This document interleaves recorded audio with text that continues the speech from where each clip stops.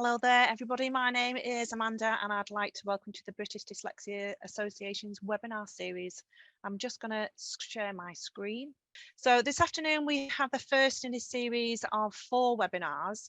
And this afternoon's webinar, I'm going to be shortly sharing with you some helpful hints and tips and advice on studying and revising for exams. So I'm Amanda Hornby. I have worked in schools since 2009 with students with learning difficulties, including dyslexia. I'm qualified as a dyslexia tutor, and I'm working towards my Assessor's Practicing Certificate at the moment. So quickly, before we start, we'll just have to see our opening slides. We've got lots of things to offer, such as educational videos. We've got webinars like this. We run training courses and education and conferences, assessments, and we have free helpline, and of course lots of support and fundraising events. And we'll have more information on that at the end of the slideshow. On our website, you'll find lots of ways that you can get involved with the BDA through memberships, fundraising events, or maybe just signing up to our free newsletters. And of course, don't forget to follow us on social media.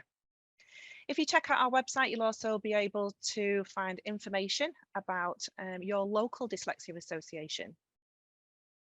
So just a little bit of housekeeping for today's session. If you're experiencing any technical difficulties, please use the chat function to notify us. The team will do their best to help you.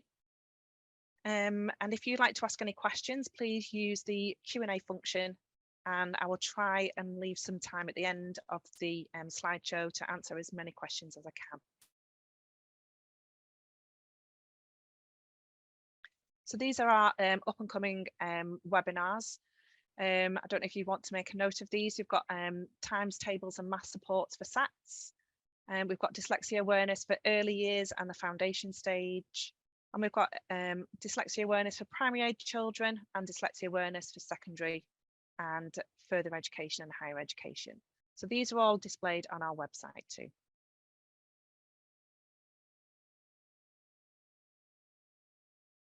So we're just going to do a quick poll just to find out who our audience is. So if you can click, are you a parent, a student, or a professional? You just let us know. We're going to have a look to see how many of you are on here. Are you a parent, a student, or a professional? We'll just give that a couple of more minutes. Well, a few seconds, not too many minutes.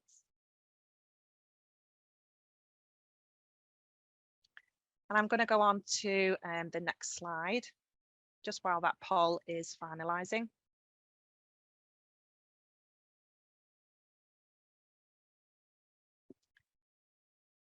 So what we're going to do in today's webinar, we're going to talk about understanding the very basics of what dyslexia is, helpful ideas for studying.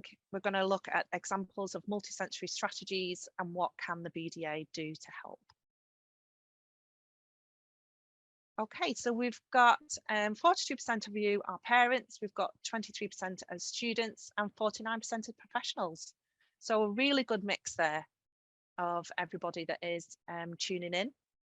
So welcome everybody.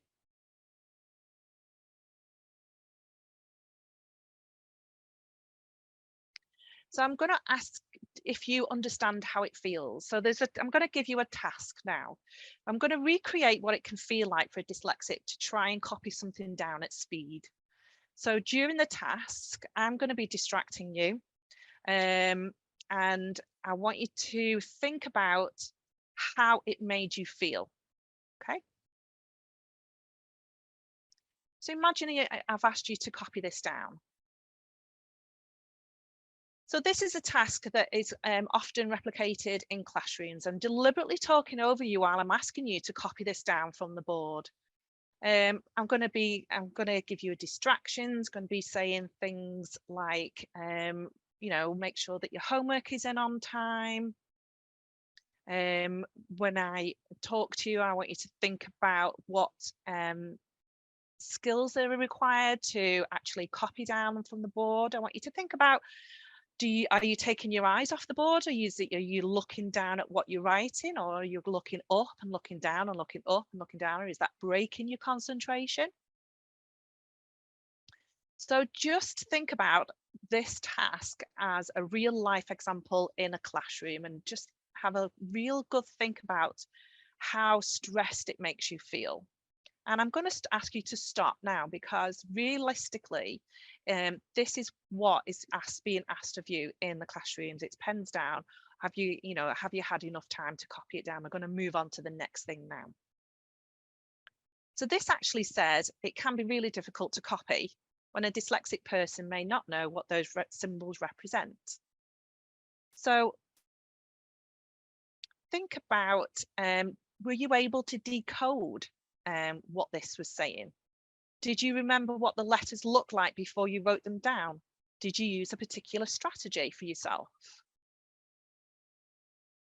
What strategies did you use? Did you look around at you if there was more than one of you in a room, and look at everybody else's face to think, how are they doing it and I can't?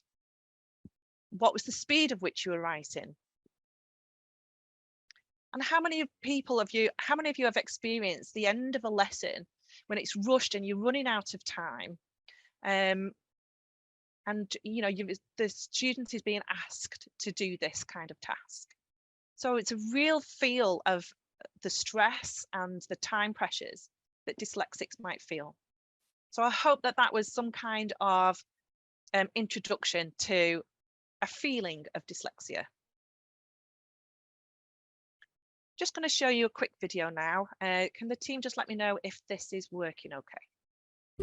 Your brain is amazing, and nobody else has one quite like it.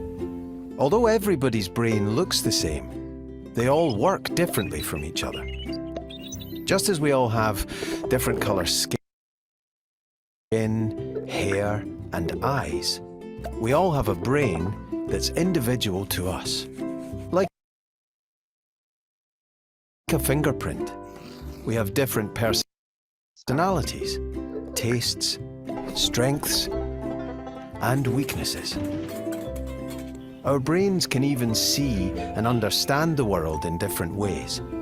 One of those ways is called dyslexia, which affects how the brain handles information it sees and hears. Dyslexic people may find it difficult to match letters to sounds and to remember how to spell words. They may even see letters moving around when they're reading. They might have trouble telling left from right. Remembering lots of instructions can be especially hard. They may need more thinking time to remember the right word. Chicken! No, wait. Duck! As well as memorizing sequences. It may be difficult for them to hold a pencil and to write by hand. Even organizing themselves can be difficult. But everyone with dyslexia is different. It can affect how people feel about themselves. When they struggle with a task that other people find easy, they may feel frustrated, angry, or sad. Some dyslexic people try to hide their difficulties because they are worried about what others will think of them. However, thinking differently can be a really good thing. A person with dyslexia may be very good at seeing patterns and solving problems, imagining and rotating objects in their heads, telling stories and making people laugh, taking things apart, understanding how they work, and figuring out how to put them together again. Inventing, drawing, painting, and making things. Seeing the bigger picture. Dyslexic people can do a lot of things. They just might do them in a different way to how others would, and many of them have even become famous for it.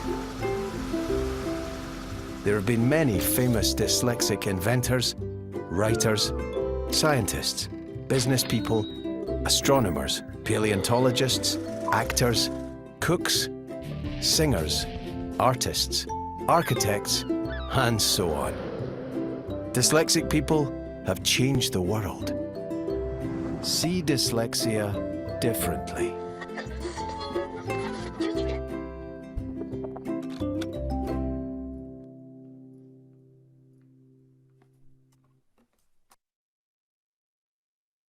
So I hope you enjoyed that short video. It gives a real good insight about the beauty of being dyslexic. So dyslexia affects three main areas. We have processing speed, sounds, and memory. So when I say sounds, it's not having a hearing impairment. It's about sound acquisition. It's about hearing the correct sounds of words.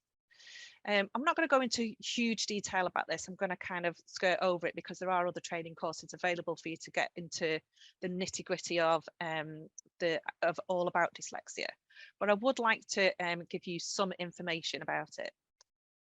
So when we talk about processing speed, all of these things on the slide are affected by your processing speed. So if you're reading, you'll lose place in your text, the organizing of your thoughts. You may have visual discomfort. That can be, you can have visual discomfort without being dyslexic.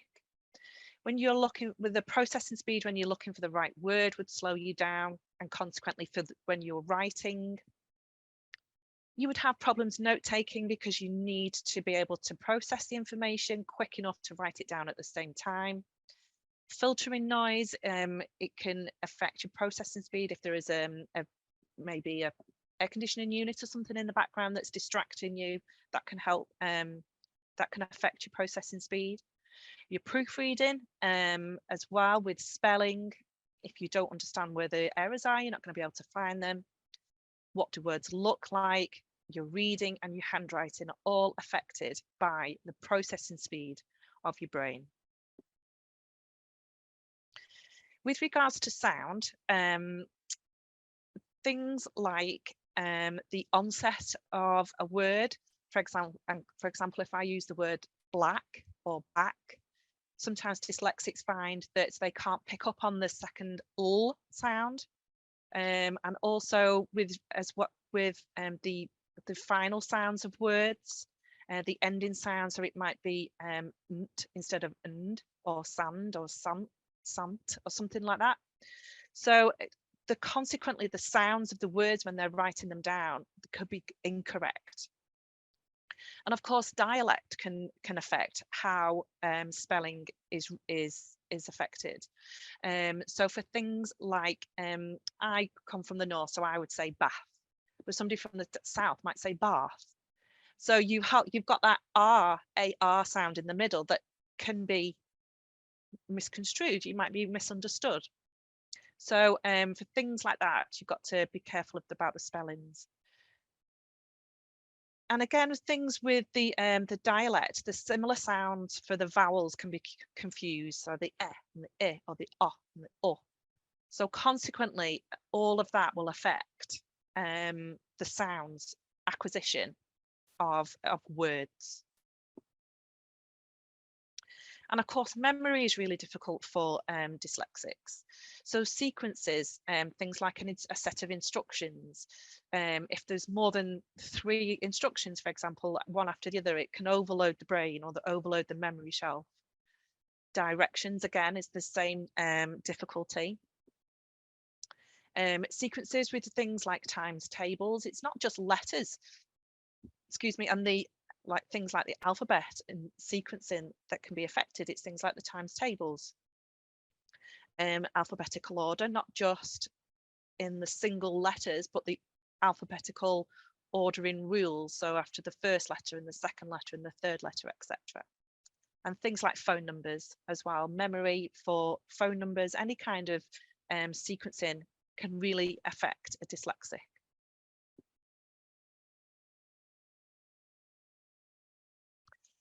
So when we think about exams, what do they assess? So they assess the subject content of whatever you're studying, but they also require the ability to read, write, and remember.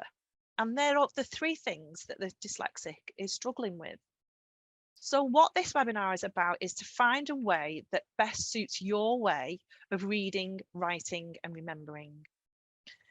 I just want to point out that dyslexics don't learn in the same way as other people do. Don't think that you're stupid because you don't learn in the same way as somebody else.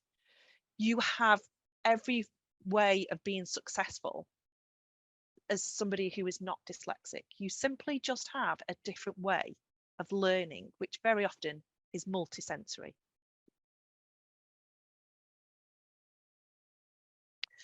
So I just wanted to point out at this point, before we go any further, these ideas that are going to be in the webinar are ideas that I have put together.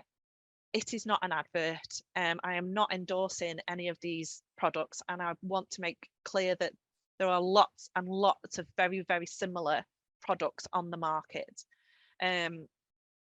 These are just ideas to help you to make your studying easier.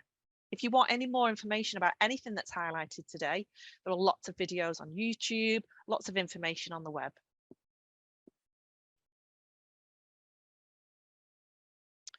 So we're going to look particularly at reading, writing and memory. I'm going to go into quite a lot of assistive technology. Don't think it's cheating, it's not. It's just you need to use something that whatever suits you to help with your revision technique.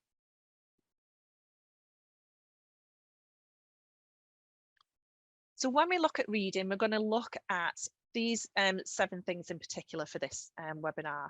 We're going to look at the use of assistive technology, things such as reading pens, screen color changes, and web pages decluttering.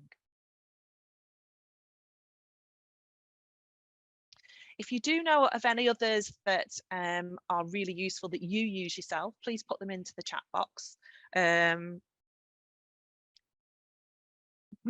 I try and encourage my students to use assistive technology because they may not realize just how long reading should take them. And if you read slowly, don't be afraid to ask if you're in the classroom to ask for extra time. It's important to ask for worksheets ahead of the lesson to give yourself a chance to read through the content beforehand, if it's at all possible. When we talk about proofreading, there's a really good system called COPS. So you look at the content, the organisation, the punctuation and the spelling. And this means that you would proofread it 4 times.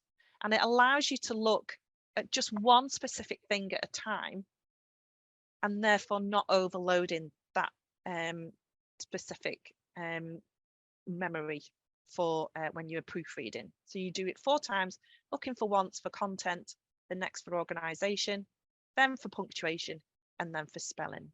And it's to prevent you from becoming overwhelmed with your proofreading. Another top tip that I wanted to highlight here as well is if you are reading something on a computer and you're trying to find something, you can't find something, use Control and F, and then type in the words that you're going to look for, and then it will take you directly to that paragraph that you're looking for. So that's just one little tip before we move on. So this app is called Office Lens. This is a really clever little app. It's free to download and it's used with Microsoft. And what this does is it takes pictures of documents, receipts, whiteboards, etc. And what it will do is it will convert it into a Word document, which then will change it into an immersive reader document.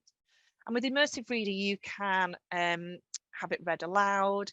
You can change the background. You can have it you can change the voice on it and stuff like that. So it's a really helpful little app, and you can use it anywhere. You can use it in class. You can use it if you have a letter through the post, and you can take a picture of it and it will read it out for you. So that's a really good little app that's free.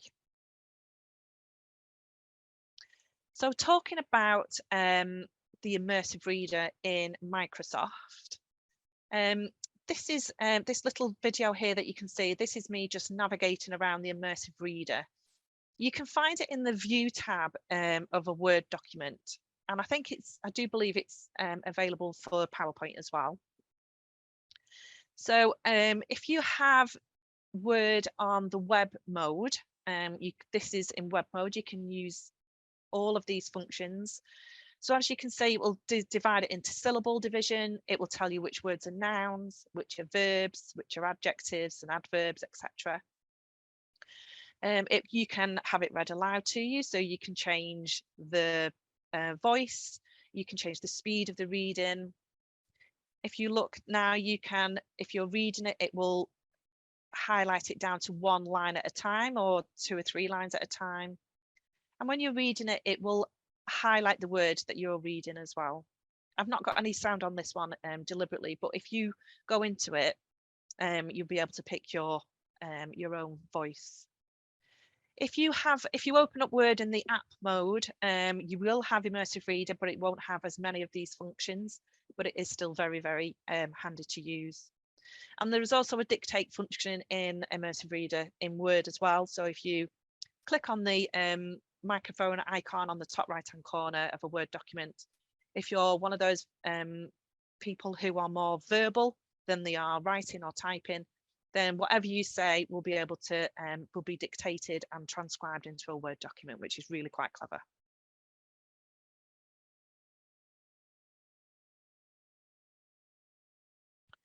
So that was the Microsoft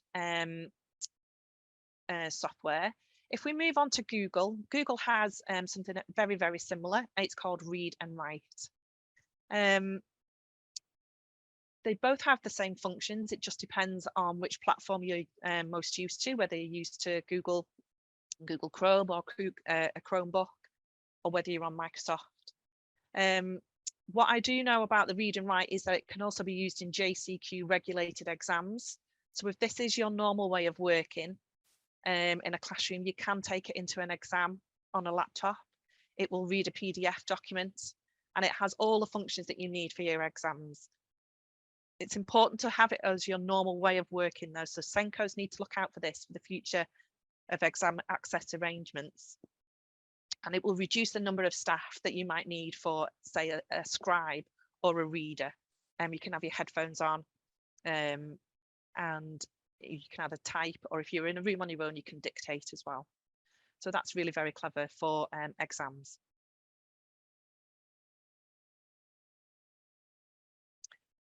So scanning pens are useful for students and adults. You don't need to keep asking for help. These are developing all of the time. There are very many of them on the market now. They have functions such as volume control, speed of voice, and dictionary. They have earphones so that they're not disturbing anybody else in the classroom. There are special exam reader pens that are JCQ approved, making sure that you don't have an unfair advantage in the exam, but you do still have your reasonable adjustments that have been requested. Please, again, I'm going to say it again, make sure it's your normal way of working before you take it into an exam, because what you don't want to do is waste some of that exam time trying to figure out how it works. And you know, wasted time in an exam is dreadful. So we want you to give you that equal opportunities in an exam. So there are other ways to help you with your studying. If you are using a website for research purposes, for example, Google Chrome have 2 particular useful add-ons that you can download, or extensions they're called. The top one here is called Speak It. And what you would do is you would download the Speak It from the Chrome extension website. And when you need something reading out to, you can highlight it, right click it, and you can be able to see that icon, and it will just read whatever it is that you need reading out to you. So that's a really clever little extension that you can use. The other one here underneath is called Reader View. And what you can do with that is you download that. It's exactly the same way. It's called Reader View. And then when you want to, if you see a website that's very busy and it's too much for you, you can click on this icon in the top right hand corner. And what it will do is it will completely declutter the whole screen for you. You can change the background color, you can change the font, you can change the size of the font. It takes off all of the advertisements. You can have the really narrow columns, or you can have it as the full screen, the width of the screen. So it's really clever. It will even read it out loud for you. And so, yeah, so Reader View is really very clever in the way that it helps you to focus with anything that you need to research.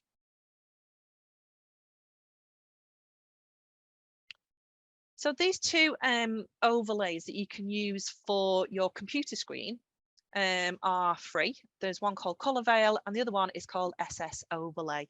And it looks like this yellow arrow, that's their icon. And the way that they work is, instead of changing any of the actual website or the web pages, whatever you're reading, you can download a particular color if you feel that you need to read through a color such as orange or pink or whatever. So these are really handy if you do normally read through color on an overlay on a physical page, but you don't have one for a computer screen. And we know that, you know, very often we're moving from physical books over to digital books more and more now. So these two are free, and you can download those and use those two. They both work pretty much the same. But you don't have to download all of these different things. You do have a mobile phone that most people have these days. Use the accessibility functions on your mobile phone to make things easier for you. And it's things like the speak section. So if you go into your settings, the accessibility, they'll be able to, if you highlight something, it will be able to read it back to you, that type of thing. So, but of course, every phone is different. And what I would suggest is you look at your own accessibility functions of your own mobile phone. And I'm sure if somebody else has got the same phone out there, you'll be able to share ideas on how to use the accessibility functions on your phone. So we're going to move on to writing now, different ways of helping with your writing.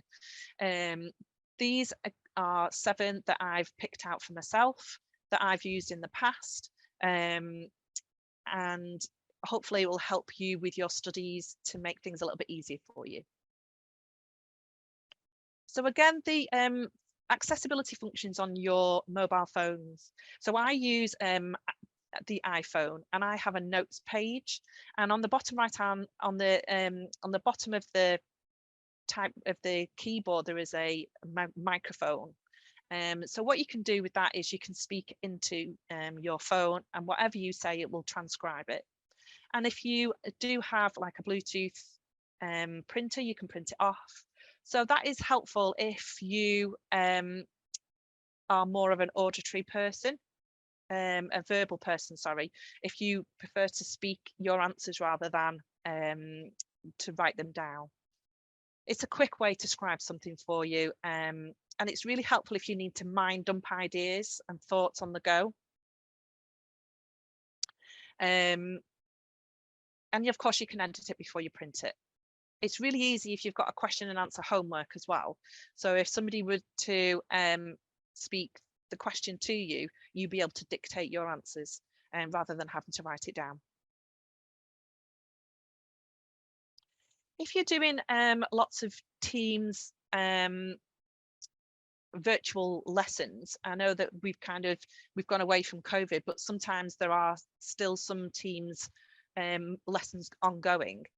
There is a transcription feature in Teams to help with note taking, and apologies for the blurry pictures on there, but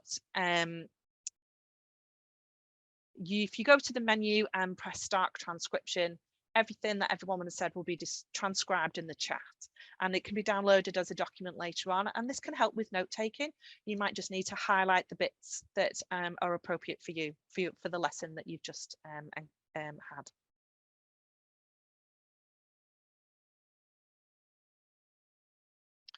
So Grammarly is a really great free download. It helps with spelling and sentence structure as well. I use Grammarly and I find it's really helpful. It can even tell you what type of mood you're typing in, which is really clever. You can upgrade for additional features, which does include the UK spelling and grammar.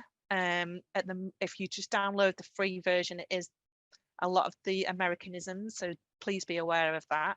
It can be a little bit irritating, but that is the free version if that's what you prefer, and that is really very, very helpful if you've put something in a particular way, it needs to be rephrased. So that's really, really helpful. Happy Scribe is a similar service to the transcription for Teams. However, this is one that you need a separate account for, and very often Zoom customers use this. What you would do with this is once you have your recording, you would send it off to Happy Scribe, and what they will do is they will translate it either into a different language or put it into a script. And it'll come back and it can be read aloud to you if needed. So that's great for virtual lessons for EAL students as well, or meetings. But remember, it is a transcription service. You will need to pay for this one. So Dragon software is expensive, but it is very, very clever. It's designed to be used to verbally navigate around a computer. And it's advertised that it's quicker and more productive than typing or writing. And I believe that by getting used to this, it will set you up with a unique set of skills ready for the workplace. So if you use this earlier, before you go all the way through your college and your university career, then by the time you do get to the workplace, you can say to them, I've already got it, it's fine, I'll just put it on my computer and this is how I work. So I think it's a really, really clever way of upskilling yourself in preparation for the workplace. Inspiration is a really clever mind mapping software as well. It gives you an aerial view of your thoughts and ideas that others can follow and understand. Computer mind mapping can be helpful to make your ideas look professional, and it can even help with writing essays. So what you would do is you would mind dump all of your ideas in an individual text box, and then once you've reorganized it, you click a button and it will write it out as an essay for you. So if you do want to invest in something that's something like this, inspiration is a really good way of doing that. But of course, somebody might want to do your own typing, and to improve on your touch typing skills would be a real upskill ready for the further education and the workplace as well. There are lots of free ones out there, but this one that I found was really quite good is called Touch Type Read and Spell. It's aimed at people particularly with dyslexia, and it follows the Orton Gilligan style approach to learning, and you would associate the sounds of the words with the movement of your fingers. So it's a very multi-sensory way of learning. So let me talk about memory. We're talking about ways of helping you to remember things ready for your exams. So we're going to talk about different ways of reading and for your memory as well. So many dyslexic students have a mix of visual and auditory as a way of learning, and you will find it easier to listen to books or to lessons that are dictated to you and recorded. And you can use all of these different resources to help with a book. And the benefit of that is that you can go over it and listen to it again and again and again, which is a lot easier than the laborious task of having to read the same page over and over again, because that will really exhaust your brain. It's especially helpful if you are an auditory learner. So there are lots of the different sources out there that you can have a look at, and it's all about finding one that is best for you. So to help with your memory, I would suggest using a voice recorder. So for example, this is something that I've recorded to help one of my students remember how to do the mean, the median and the mode. Hey diddle diddle, the median is the middle. You add and divide for the mean. The mode is the one that appears the most, and the range is the difference between. So that is just a little idea, just if you can listen to it over and over again to help you with your memory, and then you'll be able to put it on some subject specific. Oh, I like the little love hearts, whoever sent me those, thank you very much. Something that is very specific to you with maybe it might be a scientific calculation that you need to remember. Speak into your phone and listen to it over and over again. It really, really helps. Hey diddle diddle, the median is the middle. Okay. Another thing to help with recall are things like mnemonics or story maps, and it helps the visual learner to remember important information. So, for example, on this picture on the left, I was trying to have I was teaching a story called Keeping a Cat from the Fresh Start series, module 5, and I had to try and have my dyslexic students recall the story before we revisited it to answer some questions. So it's literally just step by step through the story and just one quick little picture. And apologies, I'm not a very great artist, but it just helps with remembering the sequence of events.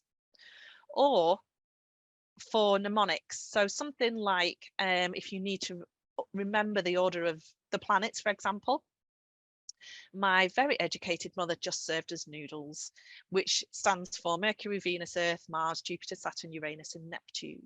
So something as simple as that can really, really help you with your memory recall. It's about you being able to find something that helps you to hook on to that information for your memory.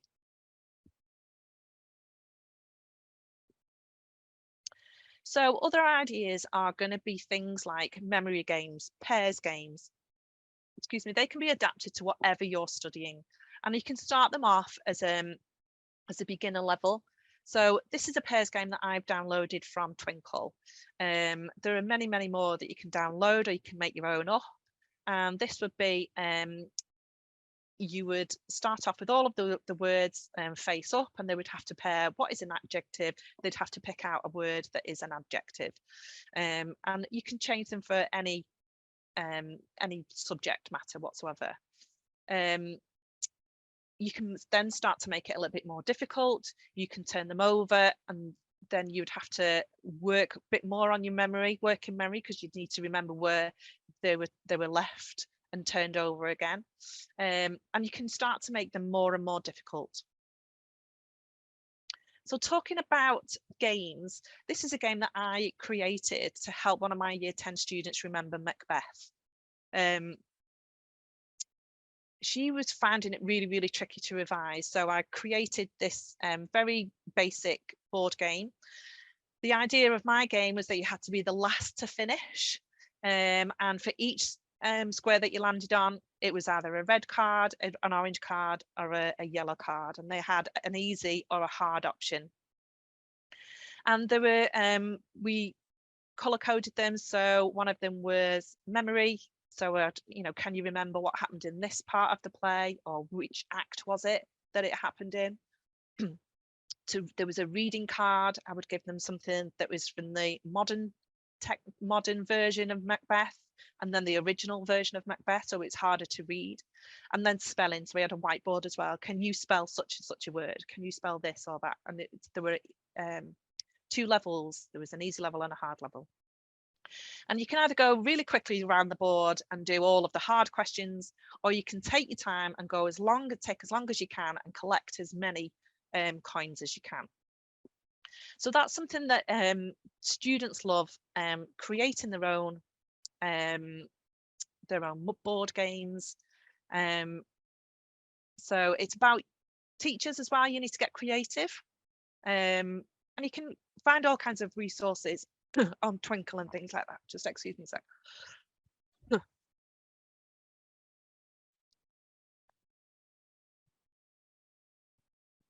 Okay, so moving on then, Quizlet and Kahoot. These are really two very quick and easy revision apps that you can download. Quizlet is on the internet, and there's lots and lots of GCSE resources out there already, but you can create your own. Kahoot, the same thing. It's one of those interactive games where you get a game code and you can all join in, and you can go on your own mobile phone or an iPad or something like that. There are lots and lots of GCSE series of questions already on there, excuse me. But like I said before, you can make up your own.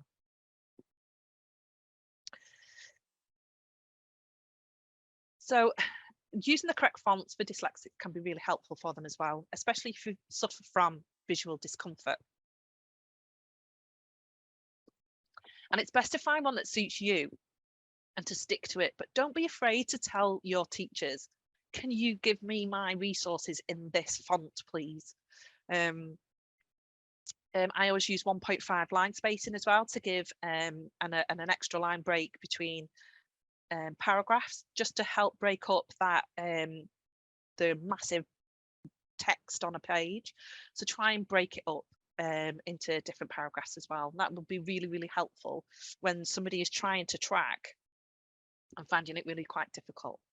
There is a guide on this on the VDA website as well, if you wanted to have a look for it on there as well.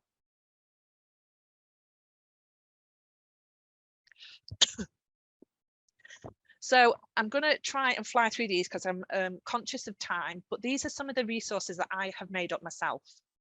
Now, remember, I taught Key Stage 3, so you might need to amend all of these ideas for your exam revision subjects. Anybody can make these, parents, teachers, students, you can make up your own, and you can have a little bit of internal competition with all of your friends.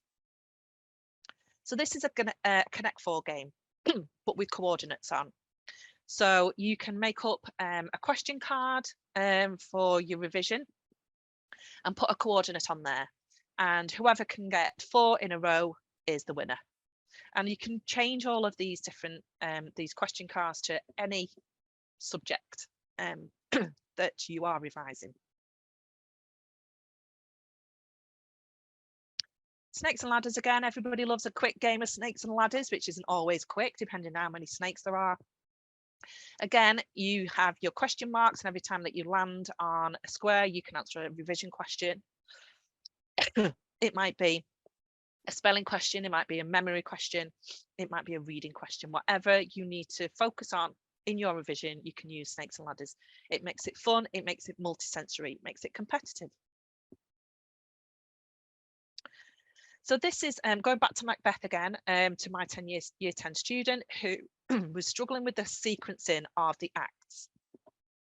So what I did, I downloaded the comic strip and I cut it all up into sections, and I asked her if she can put them back into the correct sequence. Remember to have one that is a completed one for a self-check to make sure you use your metacognition. So if you understand how you are learning, you can use that as your advantage. Don't worry if you can't do it the first time. It's all about improving your skills at your own speed. You need to remember to read it through though. So don't just go for the patterns and put it together as a jigsaw. You do need to make sure that it's in the correct sequence. Okay, so this is to help somebody who was struggling with their organisation. This is an example of a very simple timetable. You can use this as a normal timetable or a revision timetable. And what I did was I colour coded the days. So my dyslexic student realised that Monday, right, I need to follow the pink day. Tuesday, I need to follow the blue day, and so on. I also shrunk it down to an A6 size so that they could put it into their pocket in the top blazer, so that it was always there when they were looking for where they needed to go for the next lesson. You can use this for any ways to keep yourself organized. It might just be a picture timetable that you want to put together. Okay, so it's about you becoming creative. How is the best way for you to organize yourself? My students love this game. It's called Bang. I got this game from Dyslexia Action, and what it did, my lesson was about learning new words and complex words. So I would have 7 bang cards in all of the words that I needed to my students to learn how to read quickly. Each time you lifted up a bang card, that person has to throw all of their cards back onto the table, so they would have to read them all again. And at the end of the game, it's the person with the most cards wins after the last bang game has been turned over.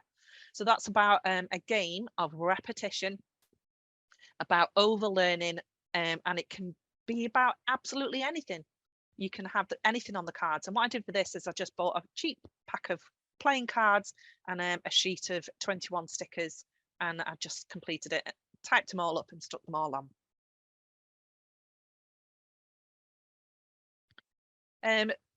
Follow me cards are also very good. You can use this as a whole class, or you could have like 3 or 4 players with lots and lots of cards each. And I'm not sure if you can be able to read that properly. It says, I have wood, who has loyal? I have loyal, who has teacher? I have teacher, who has why? I have why, who has trouble? And so on. So if there are subject specific words that you need your students to read, excuse me, or remember, then it's a really, really quick and easy way of them to get their mouths around these new specific topic words. This is a sorting game that I've thought up for one of my dyslexics who was finding it really difficult with maths. So understanding which word is associated with which function. So for example, one of the word was plus and more. So I would ask them to sort them into the correct the correct function, and then you turn them over and find out which ones you've got right and which ones you've got wrong, and you can do that as many times until you master that. Cards and key rings are also really helpful if you need to look at something lots and lots of times. You can carry these around with you and look at them often. I'm just showing you what kind of things that I used for my maths student. And also, I use Scrabble letters to help with spelling. So I use Scrabble ties. It's a really good multi-sensory way of moving the letters around to help people spell them correctly. Wooden letters help as well. This is one that I used for science. Remember to have a self-check as well once your student thinks that they've completed it, so that they can self-check their own work. So there are my ideas. What I would like to do is to let you know about how else the BDA can help you. This is our telephone number. These are our times that we are open. Excuse me. So please feel free to phone in at any of those times, but please be patient with us. If you find that you can't get through, there is a helpline email. We do our very best to try and take between 3 and 5 days of working days to reply to you. But please excuse us if we've got high demand. We can also be a member of the British Dyslexia Association. There are different levels of membership. We've got individual membership, professional membership, and organisational membership. We also have the dyslexia friendly quality mark, which shows that it's a positive statement that lets everyone know that your school or your organisation is a really good place for dyslexic individuals. There's lots of e-learning on our website. You can email the training department. You can, if you look on the website, you can also filter it depending on whether you are an employer, a school, an educator, a parent. There's also lots of volunteering opportunities as well. If you're really interested, look out for your local dyslexia association. They all have a drop-in session every month. Excuse me, you can be a professional, you can be a parent or an adult. Everybody's in the same boat as you are. It's really good to talk and meet other people who are experiencing what you're experiencing. And finally, we have our contact magazine. you can sign up for an e-newsletter, and in that there's lots of success stories and advertising future events there as well. So I'm hoping that I've left a little bit of time to answer some questions. So apologies, I've not been able to get into the chat, but Nikki, have you got any questions that I've not been able to cover today? Yeah, thank you, Amanda. That was really, really useful. I mean, just myself having dyslexic children at home who are doing revision at the moment, I've been scrambling some notes down because I think it can be very daunting when you have memory issues that, you know, to even just sit down and start and think, how do I revise? It's a lot to take in. So, and it's also, you've got to encourage them to be able to do that as well. So that's really, really helpful. Just to say quickly, there's lots of people asking about whether they can download this webinar or get the slides. So just a reminder that this has been recorded today. It will be going on our YouTube channel next week, but we will also be sending a link to that to everybody that registered today. So you don't have to necessarily go and find it, but it will be on the YouTube channel should you wish. So everybody will get that link. It'll probably come out next week. We'll also be attaching all the slides from this presentation so you can go through them. You can actually, rather than scrambling down with the links and stuff, you can actually Google the names of all the different software that Amanda's mentioned today. And so yes, you can even watch the whole thing again, should it be helpful. So we have got some questions. We've got a little bit of time, so I'll try and get through a few.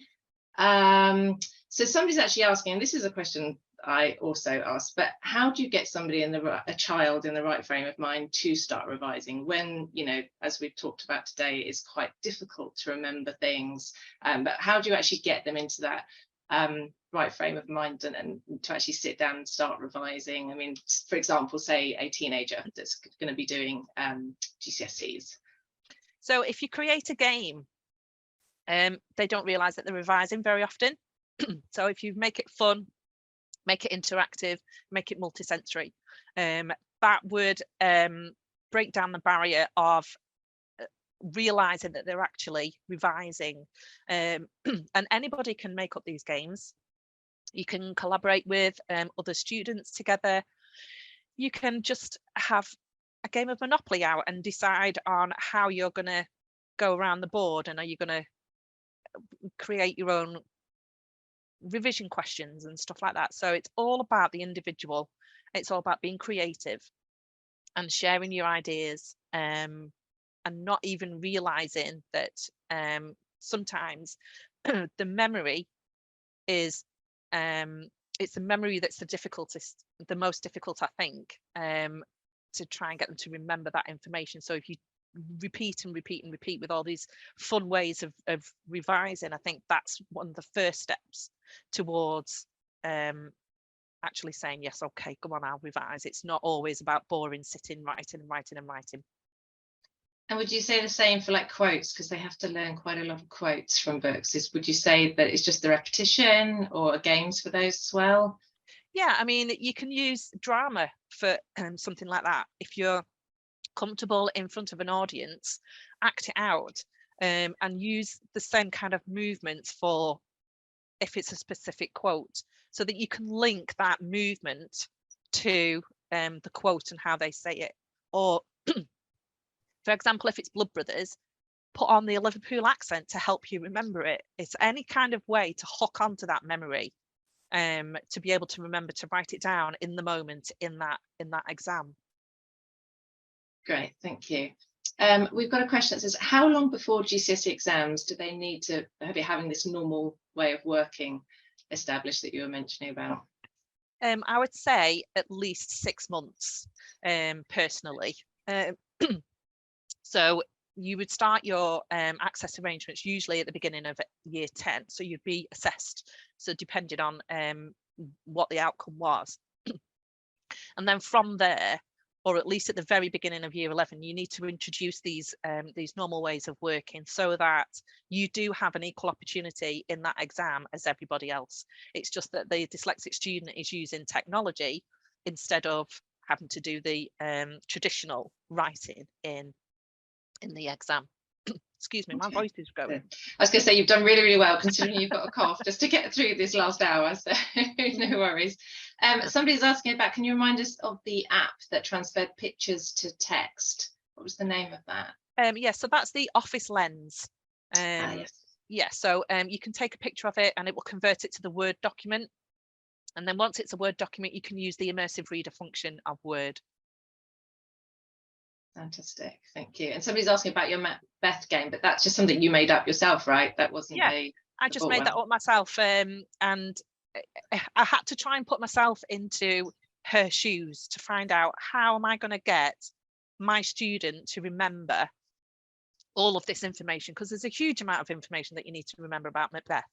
So when she was answering a question, let's say about remembering where the quote was in the script, it's not just having a one-word answer, it's about remembering what comes before it, what comes after it. Can you remember from the video what it looked like? So it's using all of your senses, your verbal memory as well, to try and talk around it. So if they don't get it straight away, it's okay.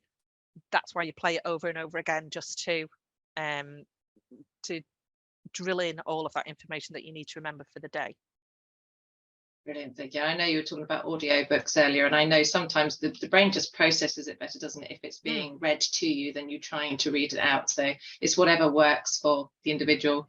We've got another question that said, could students with dyslexia diagnosis qualify from spelling concessions in Key Stage 2 SATs for English grammar, punctuation, spelling papers? Could students with dyslexia perhaps be exempt from the spelling element of the assessment?